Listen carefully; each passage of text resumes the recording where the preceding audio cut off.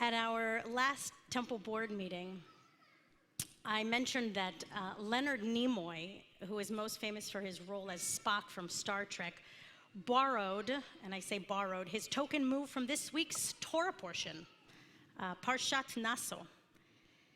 And in the Star Trek series, he's often seen making this gesture, right? We know this gesture? Oh, look at everybody. You guys were ready. I'm so grateful. Wonderful. This is Jewish. Like everything, it's Jewish. This motion became really legendary all around the world, and most people have no idea that it actually derives from Torah. And it was a symbol actually that was used by the priests to bless the Israelites, creating the letter Shin with their fingers representing the first letter of the word of Shaddai, meaning God. And in the Shulchan Aruch, which is a book of Jewish law code authored by Joseph Caro in the mid-16th century, lies a description on how to perform this blessing, and it reads as follows. I just want to take a little clip. They, meaning the Levites, raise their hands towards their shoulders and spread them out, and they separate their fingers so there are open spaces between them. Thus, between each two fingers, there is one open space, and between two fingers and the thumb, there's another open space. And it goes on to give a detailed explanation of where the priests should gaze and how they should have their talitot over their heads and their shoulders. It's no surprise that this very dramatic and almost theatric ritual comes with very specific directives, not only to accentuate the role of the Levites in the temple, but it also emphasized their great responsibility. And as the liaisons of ritual, they connected the Israelites to God. And their special role in the sanctuary came with precise and detailed responsibilities. This week's Torah portion opens with the Israelites who are encamped in the wilderness of Sinai. And Moses receives specific instructions from God that focus on the special role of these Levites. The more significant the role one had in the tabernacle, the more guidelines and instructions they received in performing said role. This isn't to say that the rest of the Israelites didn't have any specific rules to live by. They did, but not the same as the priests, and the Levites in particular were tasked with bridging the Israelites to God, and they were expected to stick to a particular function, never to deviate from the garments they wore to each of their actions, including the attention they had to hold in their heart while performing each of these rituals. I want you to hold that thought for just a moment as I read a few short passages from the book Startup Nation. If you haven't heard of this book, it deals with Israel's unique approach to entrepreneurship and creative thinking. Israel is one of the world's leaders with the most startup businesses, and this book tries to explore and understand the why. How is it that such a small, new country, only 75 years young, has been so resourceful in so little time? And here's a brief glimpse as to one of the reasons of why. The authors Dan Senor and Saul Singer explored the aspect of hierarchy and how the lines of the organizational chart are often blurred in Israel, focusing on an individual's talents and ability rather than the title that they hold, particularly in the Israeli military and the reserves. Here's what they say.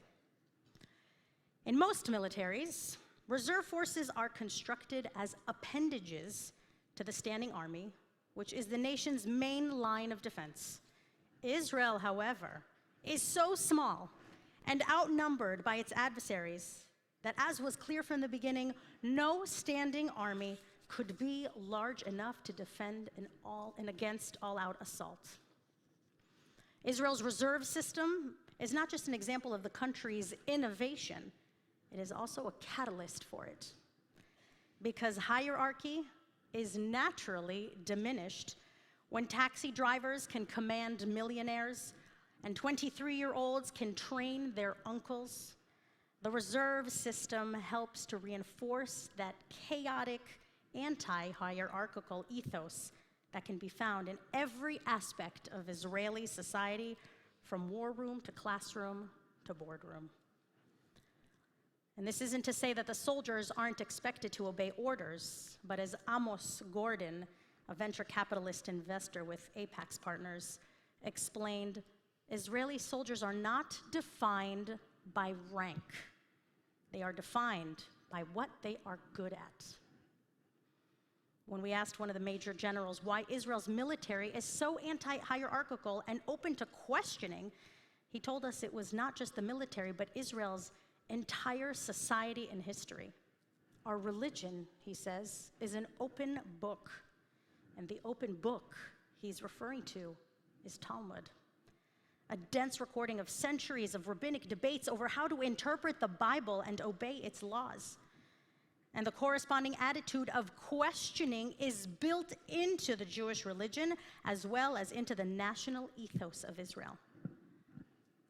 As Israeli author Amos Oz said, Judaism and Israel have always cultivated a, quote, culture of doubt and argument, an open-ended game of interpretations, counter-interpretations, reinterpretations, and opposing interpretations.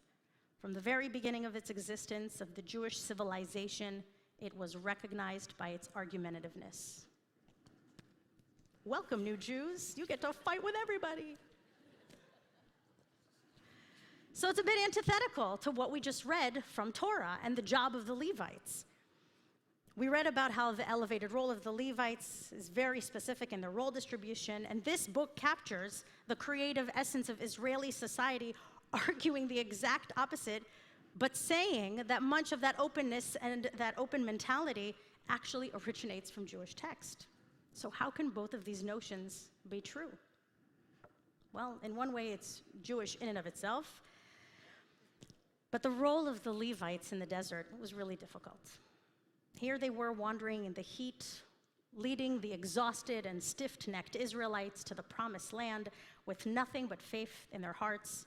Sometimes they questioned their faith. And the Israelites did their best to abide by the laws that were given to them, but didn't have enough time to adjust to these commandments as they weren't a settled people yet.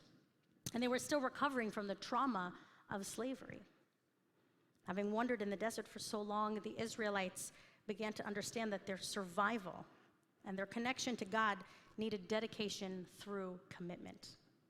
And our rabbis really understood that this commitment meant taking the laws that were given to us at Sinai, even the most rigid, and further interpret the text in depth to make it meaningful for our lives. The commandments, in essence, were a starting point for us to build upon. It is a part of our ritual to take the words of our Torah and expound on them. And more than that, our rabbis prescribed to a debate-style form of Jewish practice where study is at the core, and through that engagement, the Jewish people have had to learn to be flexible in order to bring our faith to modernity. What Israelis have done with entrepreneurship today was take the rigidity of a normal military and find ways of not only thinking outside of the box, but actually thinking inside of the box and using the tools they already have to make themselves even more imaginative and effective. And just as the early rabbis did in the first few centuries in the Common Era. And as human beings, we often forget that our rigidity or the things we hold as permanent can actually stymie our growth sometimes. When we recognize elasticity as a value in ourselves, it gives us the room to be flexible, bringing us to become the more dynamic and even inclusive versions of ourselves. In our fast-paced world, we're often so quick to accept what seems fixed and unyielding and something that we see as truth without even trying to alter or question the norm. Rather than pausing for a minute and saying, wait a minute, why am I taking this at face value? Maybe there's more possibility here. And this can play out in many different ways in our lives. This can play out in the relationships that we have, in the way we approach our work, the way we take care of ourselves, our families.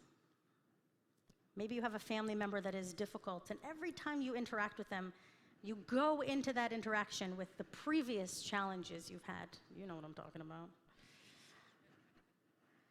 And what if one time you approach that interaction from a place of commonality?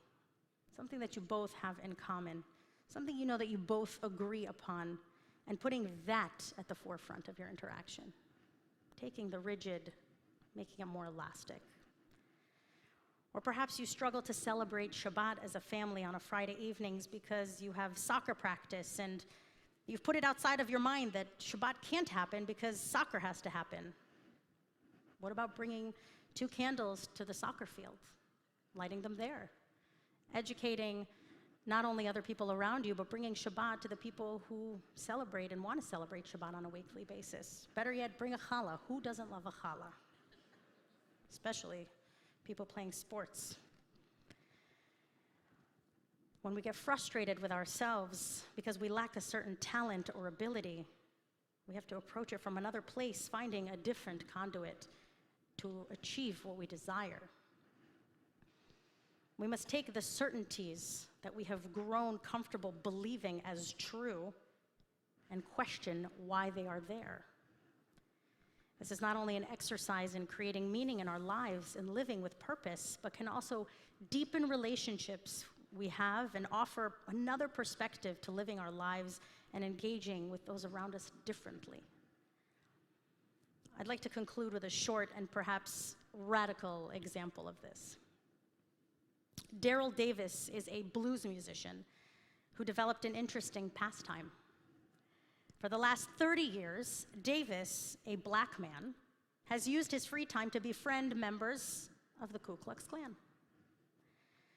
It began one evening when he was playing the piano in a blues bar, and a very misguided white individual told Davis he had never heard a black person playing this way. He had only heard white people like Jerry Lee Lewis play this kind of music. After conversing for a while, Davis explained that the origin of that music was actually from the black community. And shortly thereafter, Davis learned that this man was a Klansman.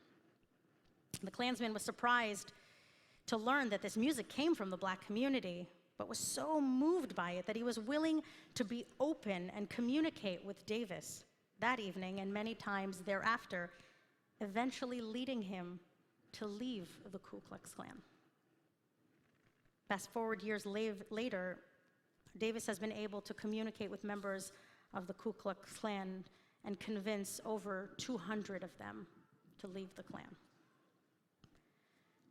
Davis was able to communicate with someone who hated him on the basis of his skin, and rather than approaching him about race and challenging the white man's truths about black people, he first connected with him over music.